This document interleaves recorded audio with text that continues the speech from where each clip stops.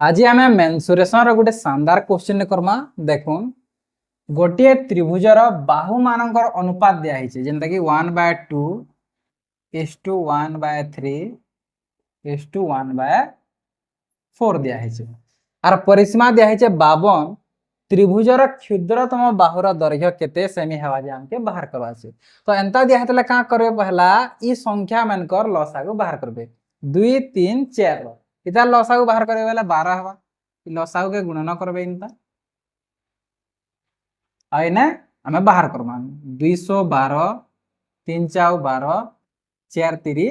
12 भाबे known 6 4 3 हो जे मेनकर बाहु मानकर अनुपात यहाँ दे हमें परिसीमा से कंपेयर करमा परिसीमा के नार बाहर सी बाहु मानकर समष्टि 6 4 10 10 3 13 13 से कंपेयर करा जे कहा गए परिसीमा के 52 तो एटा कना आसी 13 4 52 आसी तो हमें देखि जे इटा इतार अनुपात 6 तो 4 6 4 24 गुटे बाहु 24 हला इटा